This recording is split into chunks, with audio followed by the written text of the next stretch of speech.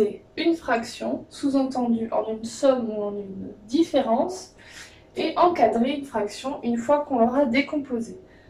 Je commence avec un exemple plus visuel qui ne sera pas toujours malheureusement le cas dans vos exercices, c'est quand on vous donne la droite graduée. Ça, c'est très pratique, puisque si vous avez un point avec son abscisse qui est écrite sous forme de fraction, ici 5/4, ça se voit tout de suite déjà pour l'encadrement entre quel nombre entier cette fraction va se situer. Entre 1 et 2, ça se voit tout de suite. Et pour la décomposition, on peut même justement faire ce travail-là à l'envers, c'est-à-dire encadrer puis décomposer, ce qu'on ne fera pas après, vous verrez, quand on n'aura pas de droite graduée, on fera plutôt l'inverse. Mais là, du coup, il vaut mieux partir de l'encadrement. Et entre 1 et 2, on le voit. Il est situé juste à droite du 1 et il est quand même à gauche du 2. Donc si on veut un encadrement de deux entiers consécutifs, c'est-à-dire qui se suivent, voilà ce qu'on peut écrire avec le symbole inférieur. De cet encadrement, on peut en déduire autre chose, toujours avec la droite graduée. On peut en déduire une décomposition. Si on part de 1, une décomposition avec une somme, puisqu'il faut rajouter quelque chose pour arriver à A. Qu'est-ce qu'il faut rajouter? On voit que l'unité, elle est graduée en quart. Du coup, il faut rajouter entre 1 et A, un quart. Voici ce qu'on appelle une décomposition. 5/4, c'est 1 plus 1 quart.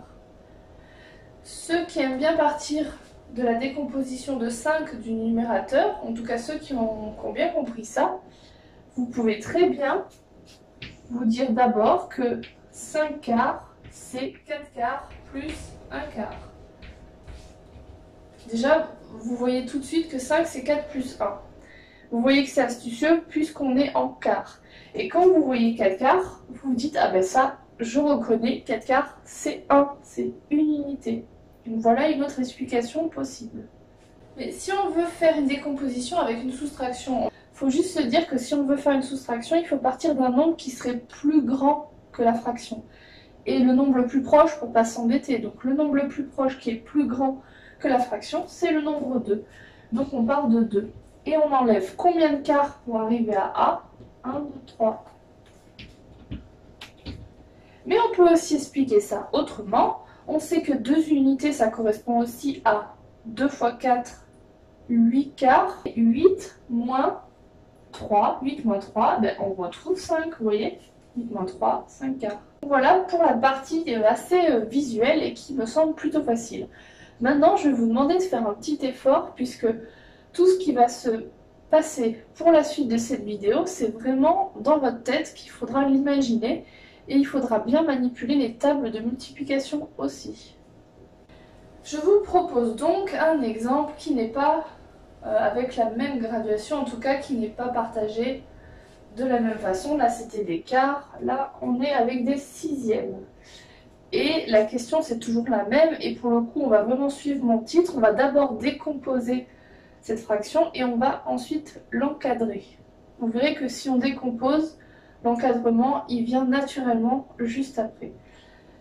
Sous-entendu, on va d'abord décomposer, comme tout à l'heure. Là, c'est plus écrit du coup, mais comme tout à l'heure, avec la somme. Et on va essayer de décomposer cette fraction en une somme d'un nombre entier le plus grand possible. En fait, on va essayer de mettre le plus d'unités possible dans ce nombre-là, dans cette fraction-là, et il va rester une fraction avec le numérateur, donc le nombre de sixièmes en haut, le plus petit possible. Comment on s'y prend si on n'a pas de droite graduée et si on ne voit pas les graduations? Déjà, il faut s'imaginer dans sa tête une droite graduée, donc allez-y, faites-le. Vous imaginez que vous découpez l'unité en 6, donc il y a 6 parts, pour aller à 2 il y a 12 parts, pour aller à 3 il y a 18 parts, etc. Vous imaginez bien ça. Bien, votre travail, ça va être vraiment de compter combien de fois on peut mettre 6 dans 21. C'est pour ça que votre table de 6, elle est très importante. Donc vous allez écrire dans un coin ou un brouillon la table de 6 jusqu'à dépasser le numérateur, donc jusqu'à dépasser 21. Donc j'y vais. 6 fois 1, 6. 6 fois 2, 12. 6 x 3, 18. 6 x 4, 24. Ah, alors du coup, là, je m'arrête. Je rappelle que c'est 6 x 1, 6 x 2, 6 x 3, 6 x 4. Si je veux écrire ça sous la forme d'une addition, soyez logique, combien d'unités maximum on peut mettre complètes? On peut en mettre 3, puisque dans 21, on peut mettre 3 x 6, 18. Mais si on va plus loin, 24, ça dépasse, c'est trop grand. Donc on va écrire déjà une décomposition, une première façon de décomposer sous cette forme-là. 18 sixième plus, alors, qu'est-ce qui reste pour aller à 21, 18, 21, il manque 3. 3 sixièmes. Donc déjà, c'est une première façon de faire. Si vous avez un peu de mal, si vous ne comprenez pas pourquoi il faut déjà écrire cette chose-là, suivez la technique, vous verrez après, je pense, j'espère que vous comprendrez pourquoi c'est 18 qu'il faut choisir dans la table, et pourquoi il faut choisir la table, et pas 24, par exemple. Regardez. Si j'ai écrit 18 sixièmes, essayez de vous réimaginer là, la droite graduée en 6, toujours en 6. 18 sixièmes, on ne tomberait pas pile sur la troisième unité. Regardez, première unité, il y en a 6. Deuxième unité, il y en a 12 si on part depuis le début. Troisième unité, il y en a 18 puisqu'on part depuis le début. 3 x 6, 18.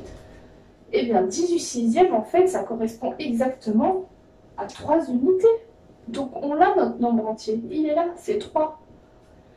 Et alors, au choix, soit vous laissez 3 plus 3 sixièmes, mais je ne vais pas l'écrire l'autre façon, soit vous simplifiez un petit peu cette fraction parce que vous savez que 3 sixièmes, 3 par rapport à 6, c'est la moitié, c'est pareil que 1 demi. Et donc vous avez le droit d'écrire que ça, c'est égal à 3 plus 1 demi. On va faire le même travail mais avec une soustraction. Et cette fois-ci, on a bien fait de dépasser 21, d'écrire qu'il y avait 24 dans la table parce qu'en fait c'est ce nombre-là qu'on va utiliser, celui qui est juste après, le plus proche, vous voyez, mais juste après. Donc on va écrire à la place de 18, 24, et forcément pour arriver à 21, il va falloir enlever des sixièmes. Alors c'est un cas particulier, il se trouve qu'on enlève encore 3, mais c'est parce que juste c'est au milieu, c'est pour ça. On aurait pu enlever autre chose que la valeur de tout à l'heure. 24 moins 3, donc ça fait bien 21. 24 sixièmes, si on essaie de se réimaginer la droite, on tombe sur la quatrième unité, puisque 6 x 4, 24. Et on enlève 3 sixièmes, ou on enlève un demi, ça dépend comment vous voyez les choses. Donc si je résume bien, tout à l'heure, on a écrit que 21 sixièmes, c'était 3 plus quelque chose. Là, on vient d'écrire que 21 sixièmes, c'est 4 moins quelque chose.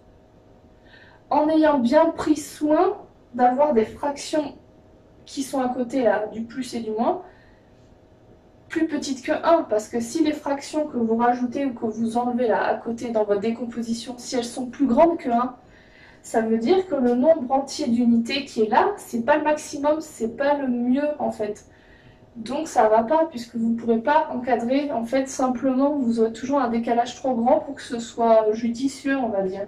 Si vous êtes logique, l'encadrement, c'est pour ça que je disais tout à l'heure qu'il est très facile, l'encadrement de 21 sixièmes, c'est pas compliqué, c'est 3 et 4.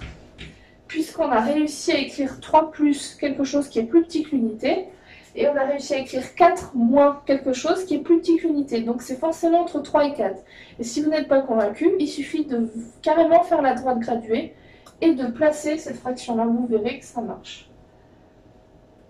À bientôt!